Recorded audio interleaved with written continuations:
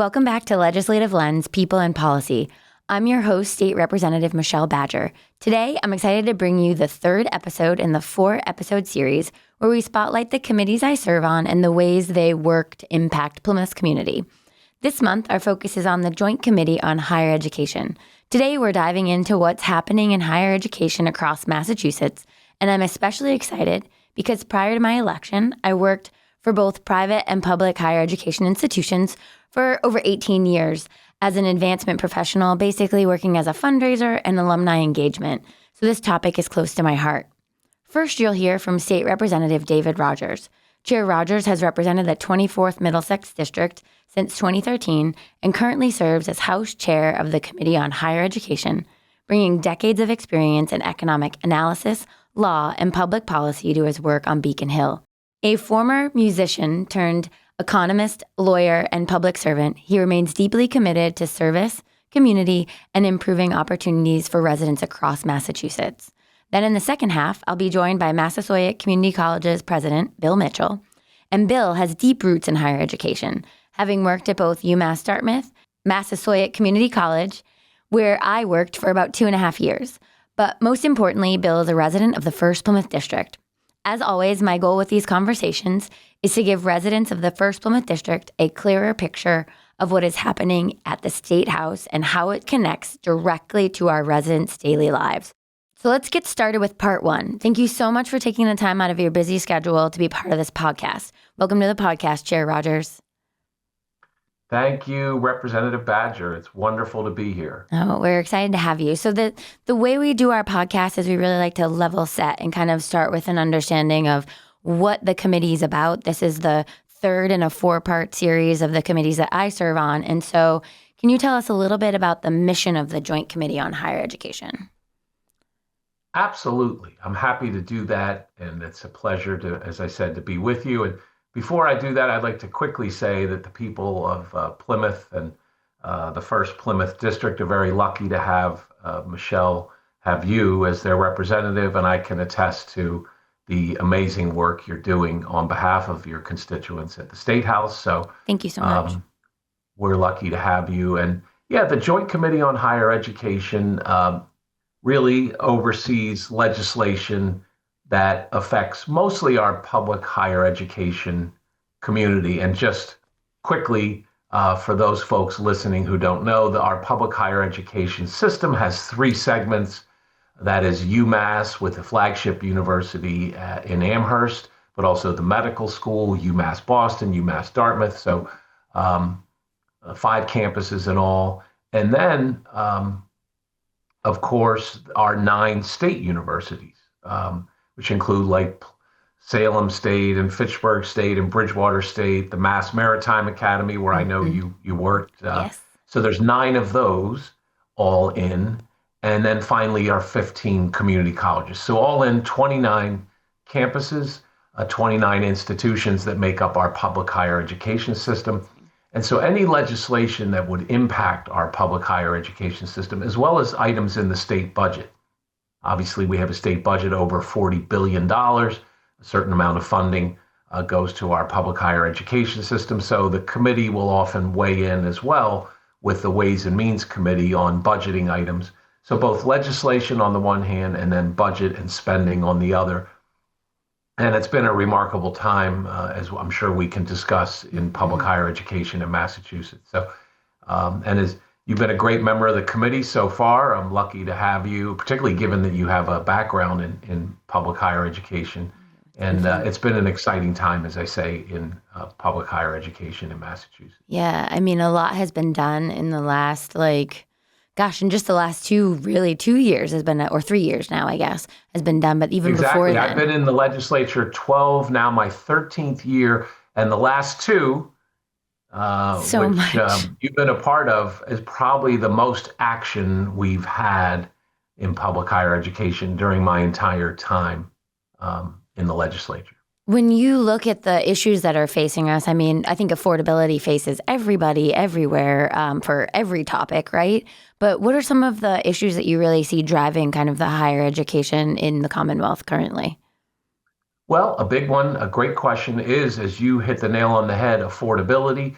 We've seen over the last several decades the cost of college skyrocket, not just in Massachusetts, but all around the country, both particularly at private universities, but also at public universities. And state aid, the amount of money the state spends for public higher education, wasn't really quite keeping up with inflation and the escalating costs, so that the dream of higher education and the opportunities it affords for better jobs and more economic opportunity, as well as just broadening someone's horizons, that was getting more and more out of reach for more families, more students.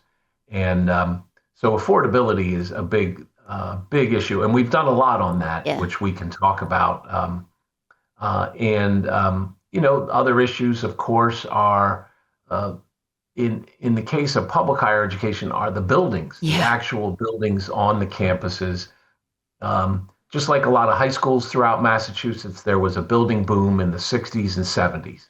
So if you drive around Massachusetts, whether it's high schools or colleges, a lot of the buildings went up in the 1960s, 1970s, maybe early 80s. And they are, to use the term, I guess, that architects use or people in development, they're aging past their useful life. That's sort of what you It's a nice way to say it. And so they either need to be rehabilitated, refurbished, renovated, or completely redone with new buildings. So that's always sort of do you retrofit and refurbish, or do you just start over with a brand new building? But that's the choice facing a lot of our public higher education campuses, to build campuses of the 21st century, so to speak. Trying to keep up with your private counterparts that have these big, beautiful gyms or these big, brand new labs. It's a hard thing. Yep. Yeah. And that's such a good point, but let alone the kind of all the bells and whistles that private universities have, in some cases, just to have a good, solid, functional building that's, at least relatively state-of-the-art, the state of education in 2025, which is, all the students maybe need hookups for their laptop because they're taking notes not with a pen and a piece of paper, but on their computers, or just on and on. The different kind of classroom techniques that are used now. Bunsen burner connection. I know that's like, Exactly.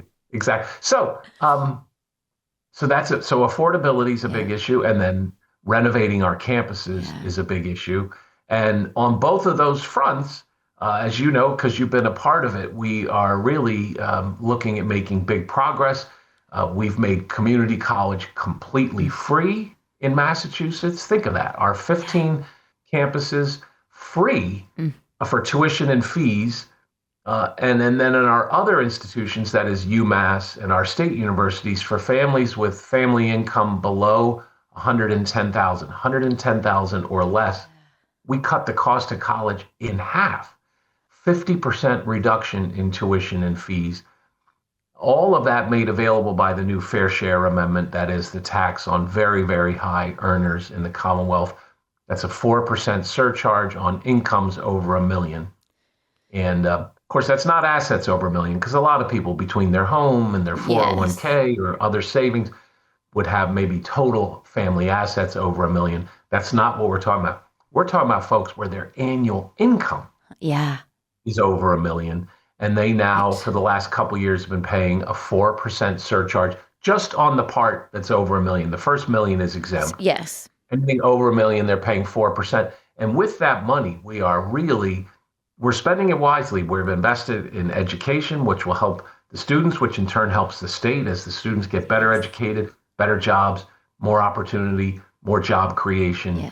And it's students at all level too. Like, it's not just the higher ed piece, it's K-12 too, which is important. Absolutely. Yeah. Good point.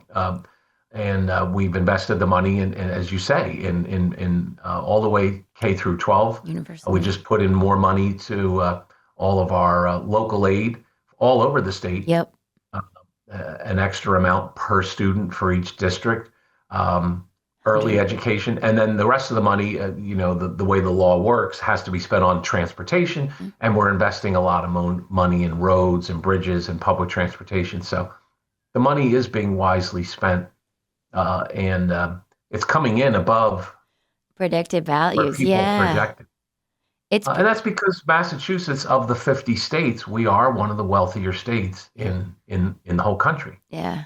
You have your hedge fund guys and private equity and venture capital and on and on of high earners. And hey, good for them. Right? That's great.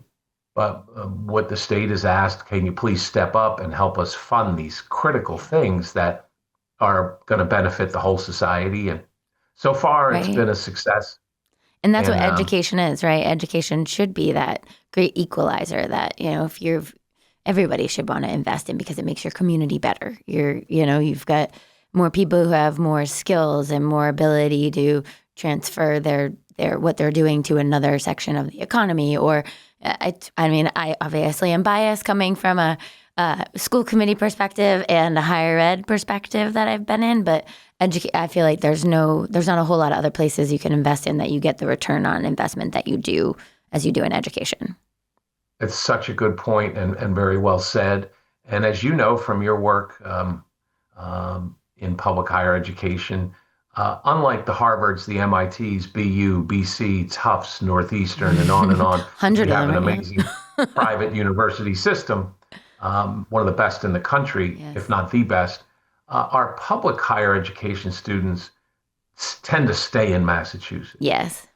I think the latest statistic I saw roughly is like 70% or 75% of those who are in public higher education here end up staying here, getting a job here, a career here, raising a family here, building a future here. So you really are investing in Massachusetts when you invest in our public higher education system. Yeah, and it's so important. I think one thing to mention too that so often people think that I'm going to go to a state school and maybe it's a lesser education or it's not the same as a Harvard or MIT or what are you like? I know from my experience working at Massasoit Community College that like so many of those professors or those adjunct professors, because it is harder and harder to find a full-time professorship regardless of what level of education you're working in, are teaching classes at maybe they're teaching at Harvard or MIT, at Brandeis, at all these like private entities, but are also teaching classes at our community colleges and our state colleges. So the education that you're getting is so often people are like, oh,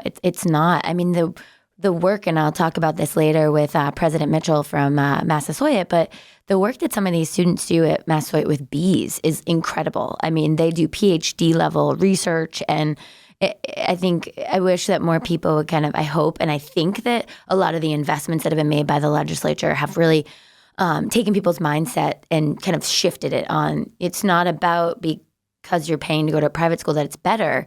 It's just a different type and a different way of getting your education.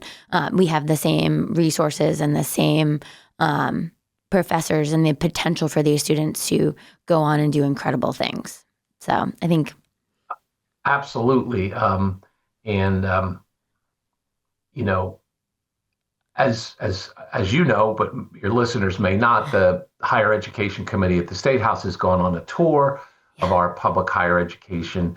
The thinking is, hey, let's get out of Boston, let's get out of the State House and go and visit these campuses, which, as you know, we've done all around the state, visiting our campuses. And the one thing that has really blown my mind, and I knew this, but when you see it up close, is the quality of yes, public higher education in Massachusetts.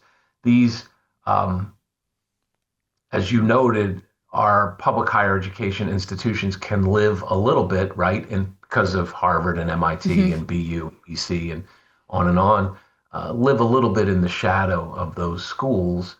And yet, it's really astounding the work that's going on all over the state, from our UMass flagship at Amherst to all our 9 state universities and the community colleges. The quality of education is very high. And, remember visiting Bridgewater State, and they have a whole state of the oh my art gosh, cybersecurity, because cybersecurity, of yes, course, in the digital age has become such a cutting edge and so in demand. And they have a sophisticated, matter of fact, some MIT students who go to Bridgewater State yeah, to participate and collaborate on their cybersecurity. So think about it, MIT, this top engineering school in the world, probably. Those students are going and collaborating with Bridgewater State. And that's just one example of many, many examples that it's not an inferior education. No.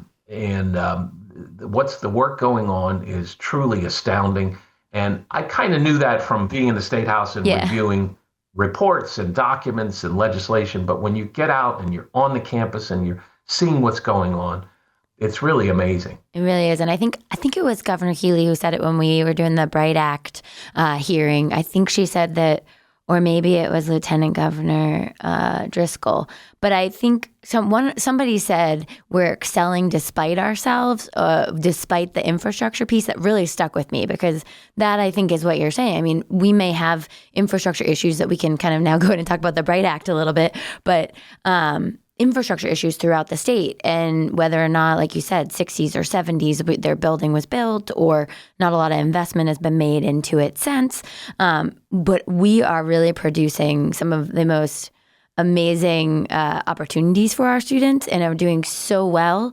But can you imagine what we can do if we have state-of-the-art facilities for our nursing students, our, whether it's your cyber range students? I mean, it's incredible, that cyber range at BSU. I had an opportunity to go there, I think a couple months ago. President Clark and former state Senator Vinny DiMacedo showed me around the kind of just to show me what it was about with a constituent who has a background in that and was very interested in it. And you just see that investment and what that investment can do for a institution. And so that's why I think the Bright Act, I don't know if you want to talk to us a little bit about that we just voted out of committee, and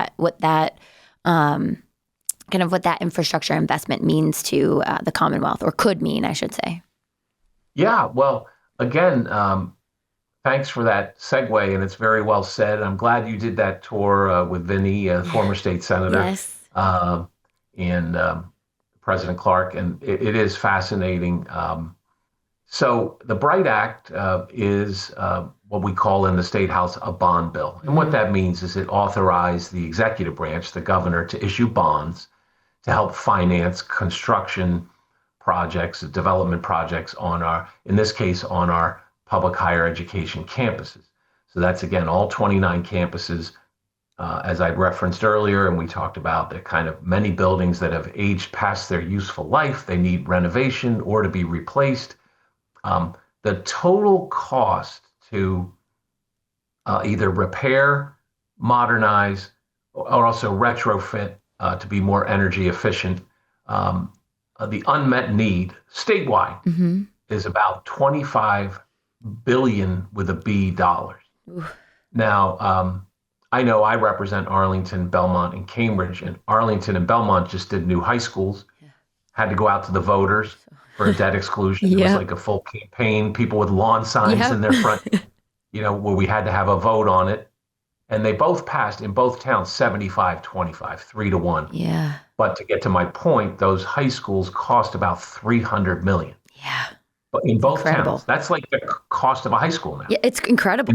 In both towns. Yeah. And that's one building. Yeah. So it's not shocking across 29 campuses statewide that it's a number in the billions. At any rate, the Bright Act would be a down payment. On doing that, it would authorize the governor to issue up to $2.5 billion in special obligation bonds, again, financed under the Fair Share Act, the so-called millionaire's tax. And because the capital markets, the bond markets want to see if you're going to issue debt, you have a special revenue stream to finance the debt. And so it's also advantageous because it doesn't count against the overall bond cap for the state government, because these are special obligation bonds just linked to the fair share revenue stream. And so it'll be about $2.5 billion in out-and-out financing, and then a series of other grant programs where institutions can apply for grants to do other sort of things, modernizing their IT, for instance, their information technology. So, and because you're on the committee, it was pretty exciting doing that the day of the hearing. And I didn't even fully know for sure she was coming. In walks the governor, the lieutenant governor, the Secretary of Administration and Finance, who's basically the chief financial officer, Yeah. if you will, of the state, and the Education Secretary, Yeah. Pat Tutwiler. So they're all four of them in a panel appearing in front of us. It was pretty interesting to have the governor, lieutenant governor, secretary, the two cabinet secretaries, and they made a presentation that I think was pretty compelling. And then next up, we had every president of the UMass system. So Marty Meehan, the president of the overall system, but all the individual campus presidents. And so, it was quite a show. I think my comment is we get the hint. Yeah. We get it. And It's Marty important. Meehan said, well, I thought it was more than a hint, Mr. Chairman. Yeah. So, I mean, it is so important. So, yeah. And then we had our, we had the state U's, and then you've got your community college representatives. Yeah. So they're definitely putting it all out. And I know they were just in yesterday when they at Bonds, the Committee on Bonds, I believe, because I was just walking around the hallways and ran into Admiral McDonald, president of Mass Maritime. I was like, what? You didn't tell me you were going to be here? I should have known. I should have known better knowing what was being heard. So, but it is exciting, I think, for it's a lot of money, but the difference, and I think we've talked about already, that return on investment that you get is incredible, whether it's, like you said, 75% of students who go to state public universities are staying here and they're impacting our economies here. So it is a big cycle of investment and what your return is. And I mean, I'm excited about it, just having been. Absolutely. No, that's very well said again, and it's spot on. And look, we're in the 21st century economy. We're competing against China and India and other advancing economies. Jobs of the future, many of them will require advanced education. By the way, not all of them, and that's why we're also investing in vocational schools, people who want to go HVAC or plumbing or all these really jobs where there's a real demand and they're great careers. I mean, I don't know if you hired a plumber recently. Oh my but gosh. It's not cheap. No. But at any rate, so a lot of the jobs of the 21st century will require advanced education if we want to be competitive and we want to create opportunities for young people so they can stay here, live here, raise a family here, have a good life here, a good career. Then we have to take the steps to invest in our future, invest in the system. And we added, in the committee, as you know, I added a bunch of reporting requirements because we want it done right. Yep. So the executive branch, will have to report back to the legislature that the money's being spent carefully with lots of detailed reports they'll need to provide, so that we're good stewards of the public's money, and that things are done efficiently and effectively. That's language that, as you know, the committee added because it really didn't have enough of that, in my opinion, reporting mechanisms. So I think, look, it's a really exciting time in public higher education in Massachusetts. Like I say, I've been in the legislature on my 13th year, and we've done more in these past 2 years, while I, luckily enough, happen to be chair. So it's been a really great thing to be a part of. No, and great to have you part of it as well. I'm thankful to be on the committee and for your leadership on that. And I know we're coming to the end of your time, and I'm sure you have some really important next meetings that you have for the rest of the day. But I just wanted to make sure there's nothing else that you wanted to kind of share. We have so much going on. I feel like we could talk for like hours on all the great work that's being done in the committee. But I just want to make sure there's nothing in particular you wanted to share. Well, I guess a final thought about the committee work is another program that your listeners may be aware of or maybe not, I don't know, and that is what's called early college. Mm-hmm. And there are now about 55 or 60 or maybe even a little more high schools that have a partnership with a local public higher education institution where they're getting students going to college when they're only in like 10th, 11th, 12th grade. Yeah. And this is important because there are a lot of first generation students who maybe their family doesn't have a big tradition of going on to college.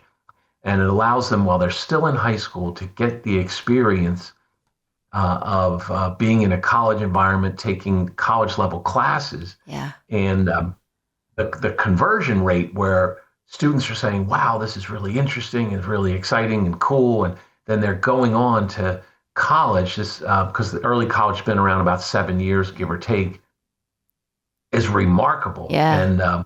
And so all over the state now, there are high schools partnering with colleges and getting students in the pipeline and exciting them and getting them interested early. And many of these students, again, would be first generation college students if they decide to go on, as many are deciding to do. So that's, I guess, another thing that I would mention in higher education now is these partnerships between high schools and colleges, which has been amazing. And there's Yes. legislation, as you know, in our committee, which we reported out Yes.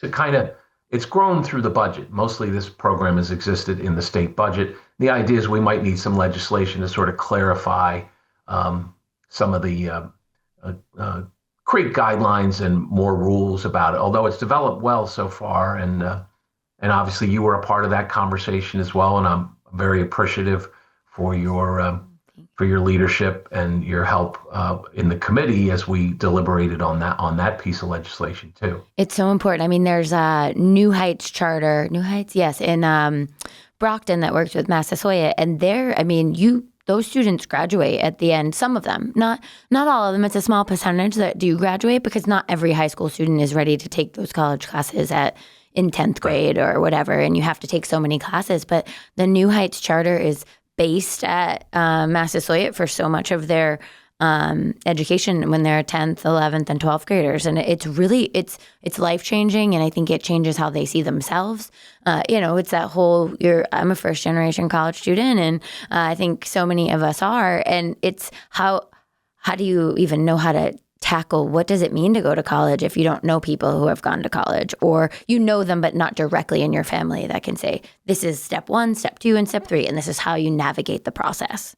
That is spot on correct. And, if mom and dad and your grandparents all went to college, it's sort of, there's so many aspects of that you take for granted, and you assume, everybody knows that. Everyone knows you fill out the FAFSA form to get financial aid, and everyone knows that, you talk to a guidance counselor and you research, what colleges are best for you or whatever, on and on and on.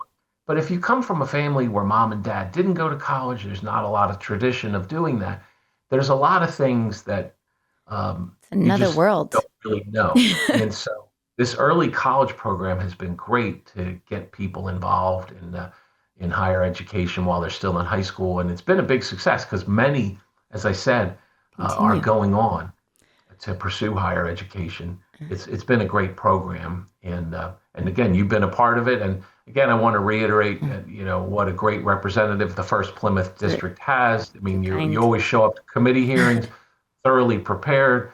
You do your homework and bring great energy and dedication to the work. So I'm grateful for that as the chair of the committee, to have someone like you on the committee, and just so your constituents know how much you give to the job. I think it's important they know that. So thank you so much. I appreciate it. And I think of your leadership too, and just your willingness to always have these conversations and to talk about different subjects that, if there's something like, I think when we talked about early college, one of my concerns was the way that the bill was written in the, not taking into consideration that teaching a high school student is different than teaching a college student. Not everybody wants to do it. That's the hardest part about it. That's literally the hardest part, is to get teachers who are like, oh, I teach college for a reason. I don't teach, they're just different people. They're in different places of their brain and mental and just like developmental. So when you're teaching somebody who is 15 versus somebody who's 18, that's a very short window, but so much has happened. So much maturity happens in that short period of time. And I mean, there's a lot of maturity that happens in college too. So I was appreciative of always having those conversations and just of your leadership and making sure that everybody's voice is heard. I think that it's really wonderful, and I'm really happy to be a member of the committee. But I know you have so much going on the day, and I take 5 extra minutes of your time. So that's fine. I really appreciate it. And thank you so much for joining the podcast. And I really hope that you have a wonderful rest of your day. And again, thank you so much for your leadership. Thank you so much. You've been a great member of the committee and a great representative, and it was a real pleasure to be here. Thank you so much. Thank you. All right. We'll talk to you soon. Yep. Take care. Thank you. Bye-bye. Now I want to shift from a statewide lens to what this work looks like on the ground and bring a local perspective on higher education in the Commonwealth. Bill Mitchell isn't just the president of Massasoit Community College. He's someone with deep roots in Massachusetts higher education. He's worked at UMass Dartmouth. He spent decades at Massasoit and we worked together at Massasoit. He's also a resident of the 1st Plymouth District, which makes this conversation very local. Thank you so much for your time today, President Mitchell, and welcome to the podcast. Representative Badger, thanks for having me. It's good to see you again. No, it's so good to see you, Bill. Thank you for coming in. I appreciate it. Of course. No, what we like to start this is a little bit of kind of level setting of conversations. We just had a conversation with Chair Rogers, who's the chair of higher education. And so I just kind of wanted, you are president of a community college, if you can kind of tell our listeners a little bit about Massasoit Community College. We like to believe that we live in a place where everyone knows about our community colleges, but some people might not know as much about the wonderful things that our community colleges offer. Sure. So I'm surprised whenever I get out in the community, you have folks who know everything about us who had either they went or a sibling went or a friend went. Your whole family. The whole family went. And there are other folks who have never heard of us. So we're trying to reach those other folks who have never heard of us. And with the historic investments that the governor and the legislature has made in community colleges, we are seeing people come to our doors that probably would have never come before. Yeah. So it's really wonderful. And I'm an alum of Massasoit myself. Yes. So I think as president, I see it from a little bit of a different perspective. So yeah, we do a lot of great things there. I know we're going to talk about enrollment in a little bit, which is wonderful right now. Great for us. In fact, we have an interesting problem. How do we serve all these students? And we're working on that. But so we have 3 campuses. We're in Brockton, we're in Canton, and we're in Middleborough. And all 3 campuses are just thriving. Oh, I love that. I'm so glad to hear that. I think there's so much about our community colleges that aren't just those. It's not just a 2-year college, and I think that's what people think about it as. It's not just your associates, but the community that is created there. And I think the uplifting that's done through programs, and you alluded to the investments. We have the investments through things like the Success Program and other programs that really support our students that, like, as you mentioned, may not have typically come to a college, or maybe they struggled before and have realized, I want to give this a shot. But there are programs that we have on the campuses, so I shouldn't say we anymore, but that you all have on the campuses that can really uplift and make people feel like this is the right place and they belong there. Yeah, no, you first of all, you can always say we. Thank you. Because once you've been at Massasoit, you can never leave. Right, exactly. And we do appreciate your tremendous support for us, but in higher ed in general. Oh, Yeah, we have a number of programs. It's interesting you mentioned Success. So we have a formal Success program, yes, which is actually a cohort-based program that looks at underserved students, underrepresented students, and we do wraparound services with them. And the results are phenomenal. They tend to come, they stay, and they finish. But there's the other Success, which is small s. Yes. And it's interesting because when you go to a 4-year school, typically success is measured by graduation rates. Yes. In community college, it's a little bit different. So we have a number of things. You can stay and get an associate's degree, the 2-year degree. You can get a short-term certificate, yes, or you can just come because you're really interested in a certain thing, and maybe it will give you opportunities in your job to, move up, or just because something you really enjoy. Yeah. So we kind of cover the history nerd or science nerd, whatever you want to do, but Yeah, and we cover that whole gamut. Yeah. We really do. So it's fun to watch the students come in and listen to them talk about what they consider successes. Yeah.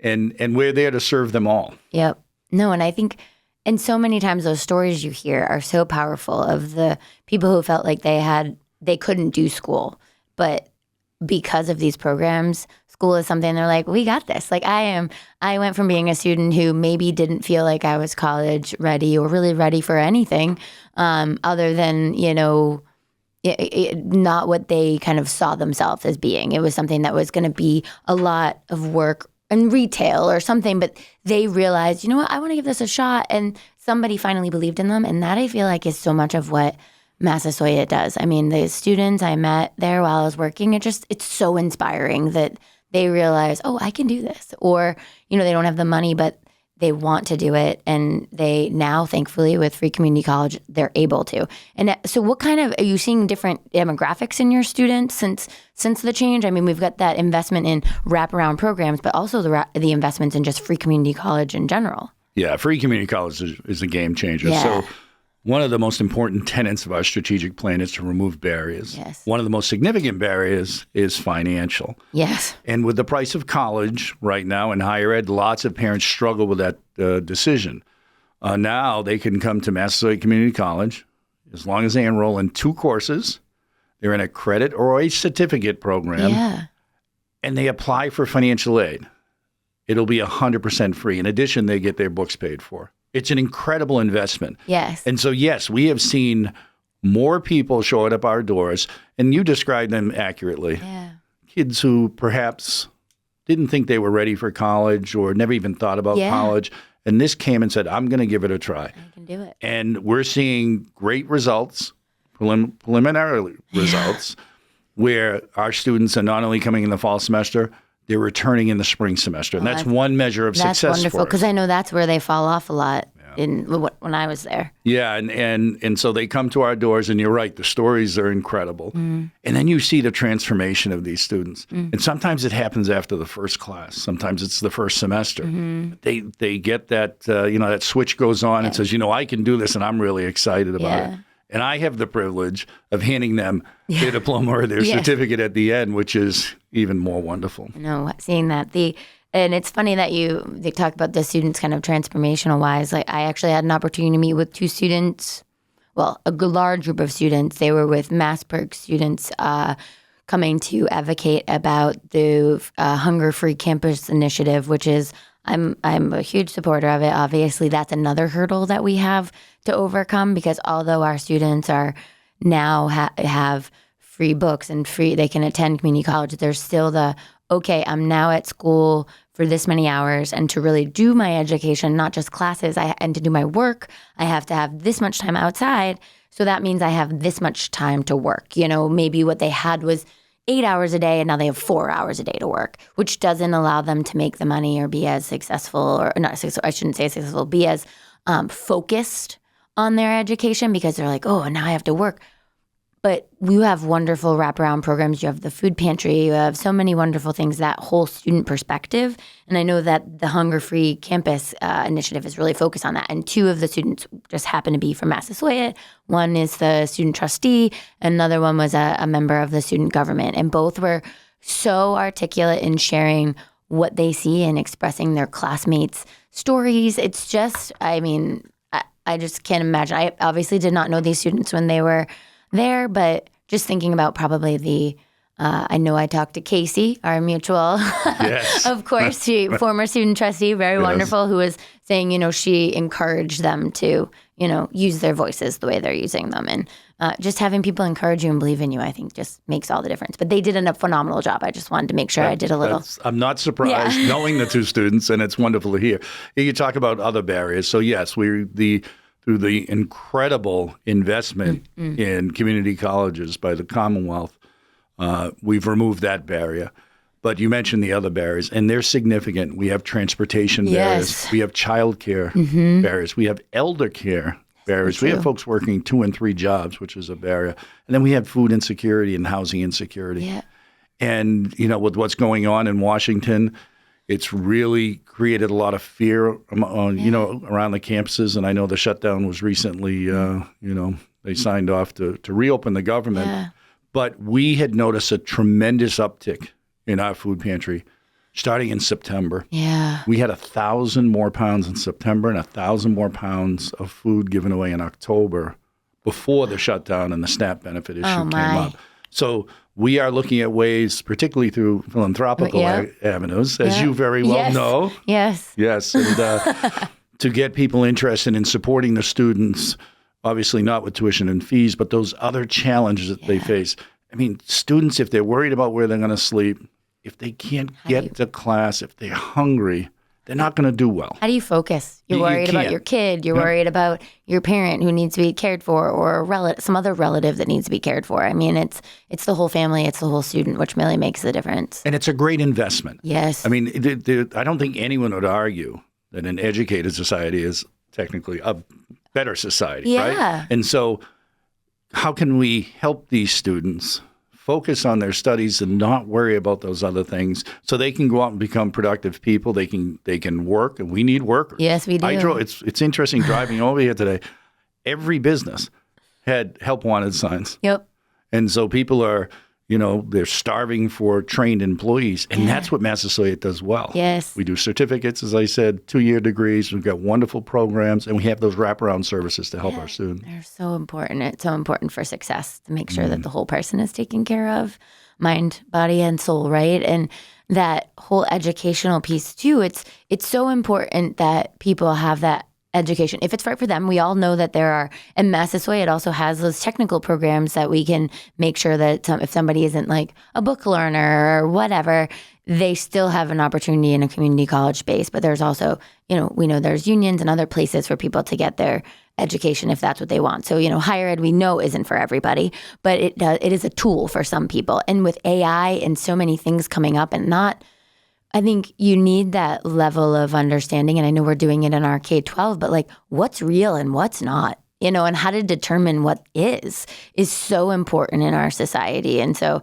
the more we can have educated people, I think the better on that. I mean, AI has really turned, sometimes they have those talking animal videos and you're like, oh, that would be funny if that was real. Yeah, I know. They're really getting hard to tell. But, one of the things that happens when you come to a community college, regardless what courses you're taking, is that critical thinking piece. Yes. And I think that's what we need to do to kind of help students think about when they see these things, on social media. Is it real or not? We have to develop good critical thinking skills. But you mentioned other programs. Yes, our diesel program, for example. That's what I was getting to. Yeah, no, it's great. Yeah, we've worked together for a while, so we know each other. It's a wonderful program. And we actually changed the name. It's called, Large Equipment and Truck Vehicle Maintenance, because we do more than just diesel now. True, yeah. We're doing a lot with electric vehicles, compressed natural gas. And so we're expanding and teaching much more than just how do you fix a diesel motor. Yeah. They're teaching it from the faculty say, from the wheels up. Oh, yeah. And these students are being recruited by some of the big companies after their first year. Yeah, you can't even keep them. Yeah, it's tough to keep them. So we encourage them and we work with the employees to make sure they continue to come back. But also from a philanthropic perspective, as you know, many of our donations come from these big companies. Yes. To us in the form of equipment, large pieces of equipment so the students can work on. It's an incredible program.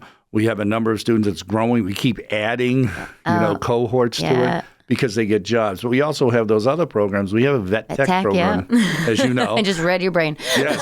And we're getting pretty good at this. Yeah. And if you come to our Canton campus, we literally have a hospital, an animal hospital on our campus.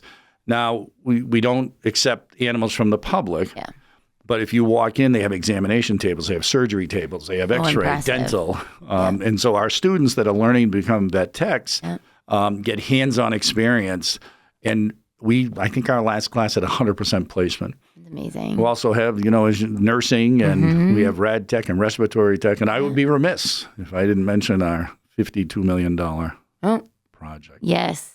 So we have a new project. We're renovating a couple of buildings, and one is going to be our state-of-the-art science building. Awesome. And state-of-the-art health science building. Health science building is really cool. You're going to pull up in the ambulance. You're going to be met by nurses, respiratory techs, rad techs, as if they were in an emergency room. Take the patient in and triage the patient. It's really wonderful, really exciting. I can't wait to see it. I mean, just having talked about it and listened and all that for so long, it's going to be an amazing, transformational for the region. I think that's the important part, that so many, we think about our institutions of higher education as places where people go and they, you go and take classes, right? And you create a community of some sort at that campus. But really this and so many other of our campuses have places you have places that bring in leaders from around the community to do additional education, or it's, again, building on the community. You've got you got Bridgewater has their cybersecurity range, Mass Maritime has their emergency management simulator. Everybody has something, and many somethings, I should say, that it's not just the investment into the campus, it's the investment in the community. So Yeah, and if your goal is at Massasoit, as we talked about earlier, who defines success? The students do. If your goal is to get an associate's, then transfer to a four-year school. We have great agreements with Bridgewater State, UMass Dartmouth, UMass Boston, Stonehill. And so our students have options. And our students are sought after by the four-year schools because they're proven. They're proven they can do it academically. And they tend to do better academically at the four-year school than the native students. So it's and we have great relationships. Mass Maritime, we're actually opening up some non-regiment degree program transfer options. Awesome. I know I was like, we got to do this. I just was like a bee in your side on that one. Yes. Well, it worked because I met with the Admiral I'm so glad to hear that. Yes. Such an important relationship. I mean, they're so close. Why not? You know? Yeah. But so we were talking a lot about Massasoit, and we can continue, obviously. But what are you hearing from your colleges, like your colleagues across the state on like struggles that they're facing? I'm sure they're basically the same, but I don't know if there's anything that rises to the top for you. Yeah, we talk a lot, and we'll talk about the presidents of the 15 community colleges and the state as well. Well, what's happening in Washington, but it certainly has impacts on us. And so the ever-changing information that's coming out of there is difficult to manage. There was talk about changing Pell, which would have been disastrous for particularly our students in community college. Obviously, some of the programs, like we have a TRIO program, which again helps underrepresented, underserved students, and track record is very good. We are fortunate. And that's another wraparound program for people who don't know. Yes, thank you. And it was great, but lots of institutions had that money taken back. We did not. Yeah. And there was no rhyme to reason. So the whole thing that's happening at the federal level, and then the trickle-down impact it's going to have on the state of Massachusetts. And there's a lot of pressure. There will be a lot of pressure on resources if, in fact, a lot of these things come true. So that's one kind of big worry that we have. Yeah. The second one is, I talked about students coming to our doors now with free community college. We need to make sure we have the support services so that we can serve them when they come. And so we're making tremendous investments in those student-facing positions that help students navigate college, but also in faculty as well. We're being very strategic in hiring our faculty. So it's a good problem. Yeah. And it's kind of fun to work on the solution to bring those people in. So those are kind of the issues that we see at in public higher education right now. It's a lot. There's a lot going on in our world, a lot to take in. I think one kind of exciting piece that we talked about a little bit and I talked a lot with Chair Rogers on is the BRIGHT Act, which yesterday, it was heard in our committee in October, I believe. And then there was a hearing yesterday, which with bond capital expenditure and state assets. Now, can you tell me a little bit about what this piece of legislation means for our community colleges, our universities, that like right at home? Yeah, I mean, it's similar to a free community college for us. It's a game changer. Most of the hired facilities are 50 or 60 years old. Yeah. So they're reaching in some cases, past their useful life. And the capital money has not always been there. Yeah. So this, potentially $2.5 billion infusion to public higher ed is going to transform, our institutions, transform our campuses so that we can provide the best space for our students. Yeah. It's wonderful if it's free. It's wonderful we have the wraparound services, but if you're sitting in a science lab that was built in 1970, it's not giving our students the latest and the greatest. And quite frankly, I mean, I think this is an incredible investment in the minds and the future of Massachusetts.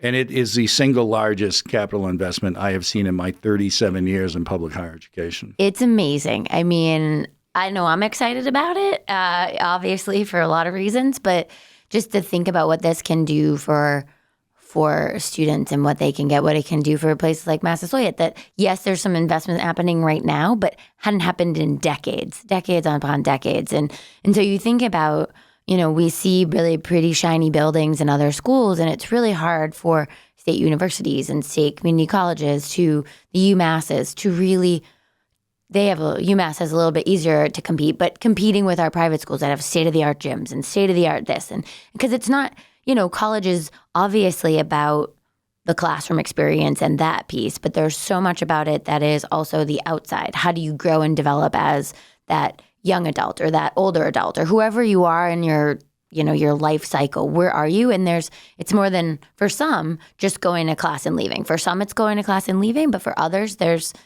how are we serving that student, and how do we make sure that our facilities are if you come in, like you said, if you come into a science building and you get a Bunsen burner connection from like 1970 and you got a table that you can't move, or in order to hook up to a computer, you've got to like have a long extension cord.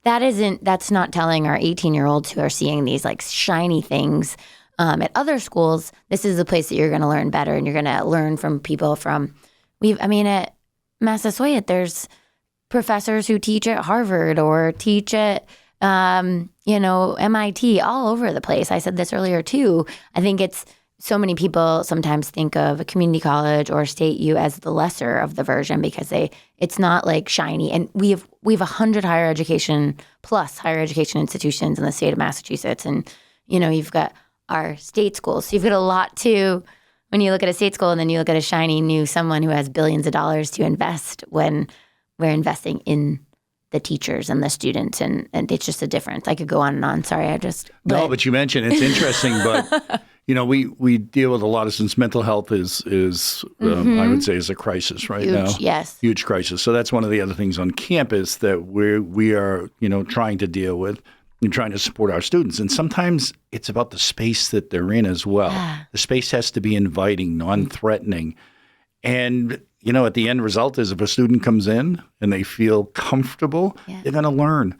They're going to succeed in the classroom. So part of these renovations and these dollars from the Bright Act will go to do that, make the buildings more inviting and comfortable for our students. And so mental health is clearly a significant issue that we're dealing with. Everywhere, right? Yeah, it's crisis. everywhere, and it comes in, and it's not only. The difficult thing, it's not only our students, it's the employees are feeling stressed too. Yeah. And I think, I've talked to a lot of people about work is work. Mm-hmm. And some people really get, great fulfillment from coming in and doing what we do because we change people's lives. Yeah. It's not just a tagline.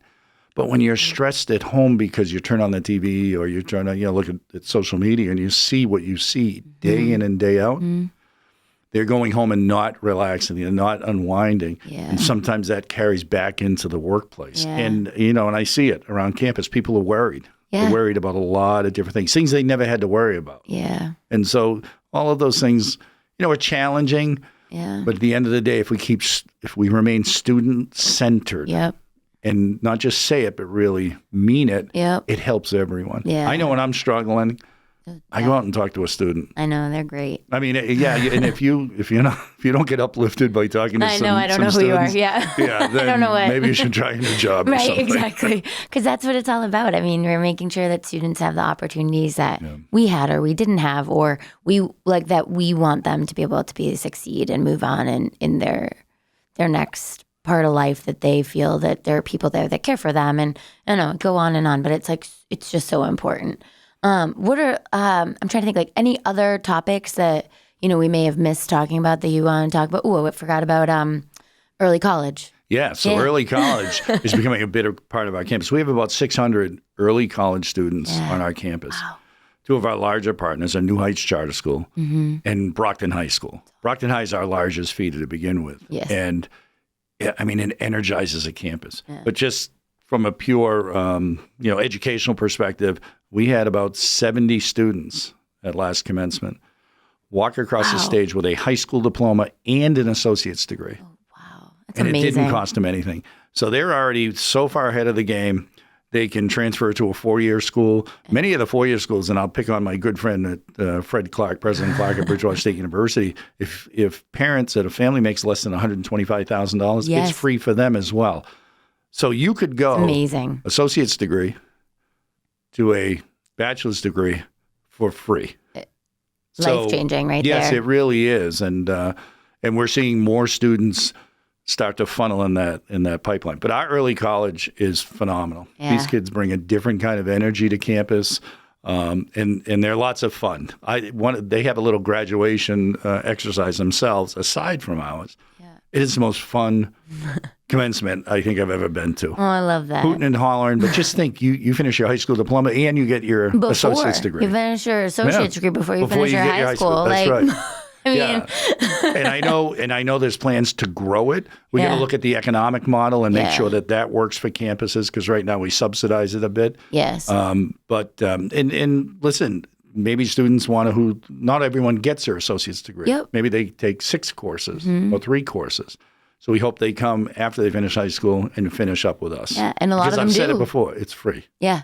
Yes. And a lot of them do. And I think it's just it's so important, because again, you're getting that, like, I can do this. This is something I can do. And you're getting that additional help, because obviously when you're 15, 16, 17, your level of maturity, or you may need a little bit more assistance or help, but there's a certain point where those partnerships, you have it in the school, or they come to you depending on what program you're talking about. But it's so important, and it's so just my time there, I had an opportunity to interact with some of the students who, either went to another school or went somewhere else, or that continued at Massasoit, and you can just really see that like level of confidence and just changes them. It's amazing. Well, we're working with Brockton High School right now to create pathways. Yeah. Principal McCaskill over at Brockton High has been an incredible partner. He's done wonderful things at Brockton High School. And so, with a lot of teacher vacancies, we have people in the high school who maybe never thought of being a teacher. Yeah. So we're working on through early college to Massasoit to Bridgewater to create a pathway for students who want to become teachers in our K through 12 schools. And our students, Brockton High students, are very diverse. Yep. And we lack diversity in our teachers. Yes. And so I've been in talking gender and all kinds. Yes. Yep. So we're really excited about that possibility of working on it now. In fact, I have a faculty member who is on a sabbatical researching this exact thing. I love that. I think that's really great. I mean, because we're always talking about in the Plymouth Public Schools, Spring Back to Plymouth, like it's how do you grow your own? Because it's hard. Plymouth is a different place. We are wonderful, and but people who know Plymouth love Plymouth, but it's hard to attract somebody to come to Plymouth. We're not a bustling metropolis. We have so many wonderful things happening, but we're different. A lot of the younger teachers want to teach in a city or want to teach somewhere else that isn't Plymouth, a place they've never been before, especially when we're talking about diversifying our teachers so that our teachers look like our students. And so there's been a lot of talk about how we do that and do it do it in a good way. I mean, I know we just passed a Right to Read Act, which had a little bit of teacher mentorship in it, which will be hopefully helpful. A little bit of how do you educate some teachers when they're in that, use their knowledge and skills to make sure that, they're ready to teach everybody. Because it's so important that we get more teachers in our K-12. Well, we're working on it. Yes, thank you for doing that. Yeah. I know I'm keeping you, I've kept you over the time. So I just want to ask one last question. If you fast forward 5 or 10 years when you're still not retired from Massasoit, and that's a joke because I think he was supposed to retire at least twice in the 2.5 years I was at Massasoit. And listeners, what do you hope to see Massasoit really look like, and what supports do you think you need from the state in order to get there? Yeah, I think the continued support in free community college, right? I mean, that's critical. If that were ever to be reduced or removed, I think it would be a game changer and not a great sense. Yep. I think the continued capital investments, which are already in place, as you said, we've got the $50 million renovation going on now, funded quite a bit by the Commonwealth. Yes. But the Bright Act, those Bright Act investments are going to pay off. These students are going to come to our schools. Yes. They're going to graduate. They're going to get jobs, and they stay in Massachusetts. Yeah, 75% of them, right? Yep. Yes, exactly. Yeah, I think actually ours is a bit higher. We're in the 90%. Oh, wow. Of the students, they stay in the area. Yeah. Our students are very, regional. They stay right in our region within about 20 or 30 miles of the campus. So they're going to stay and they're going to work and fill those gaps in the workforce. Yeah. So I think continuing on those investments is critical. Now, there may be some institutions that are going to really struggle because the demographics are still going in the wrong direction. They really are. If you look at the K through 12 numbers, across the Commonwealth, the birth rate. They just don't have as many students. Fortunately for us, our average age is 26. Just going to ask if it had gone up. Yeah, no, it's and so we have this niche where we not only will take 18-year-olds, but it's not our only market. So we're really diversified. So but you also have like 60-year-olds. So I think that's important to mention, people. We had someone graduate at 16, and the oldest was 70. See? At commencement. And I think that's important. 70-year-old got the biggest applause of anyone it was. But I think really that's cool. so important for people to realize. Like when we're talking about free community college, it's everybody. It's any stage of life. It's, you're retired and you want to learn something new, or you are 18 years old and you just want to continue your education at any point in that kind of continuum. It's there for you. Yeah, and we want to continue to be there. Yeah. And sometimes it gets a little overwhelming to be everything to all. Yes. But it's also fun to try to plan that. And you're right. It is there from 16 to, I won't even put it 110, 110 would be good. And so I'd like to see that continue, those investments continue, and the people to continue to understand that community colleges are a great value. The value proposition is the best there is. Really You mentioned our faculty.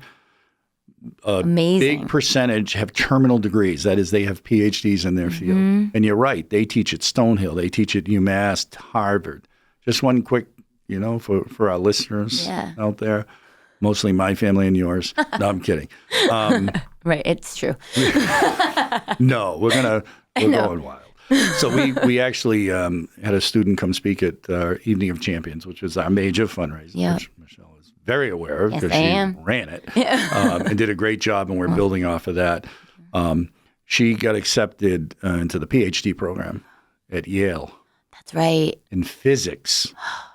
And that's one of our graduates. It's amazing. Yeah, but we have everything in between. Yeah. You want a certificate? B research? I think the B research you all do, but that's going to take another 20 minutes. But it's amazing. Yeah, it really is. We're doing graduate level research in a community college. Yeah. And we're competing with graduate level schools at the national level. I just remember when they came to me because we were funding their conference, and they couldn't register because there was no community college drop down.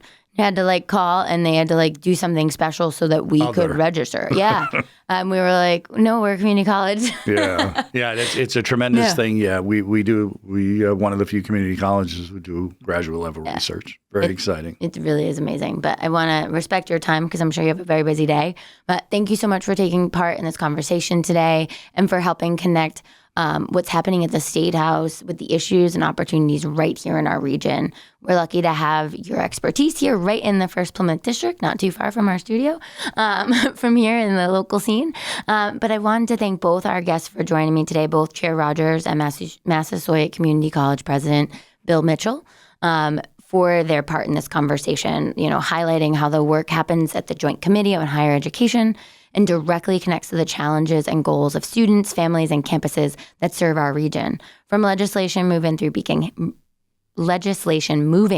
Beacon Hill to the rollout of free community college and the daily needs on campus, the work may look different at the state and local levels, but they are deeply linked. My hope is that today's discussion gave our residents of Plymouth a clear understanding of how higher education policy shapes real experiences and real opportunities right here at home. So thank you, Bill, for joining us.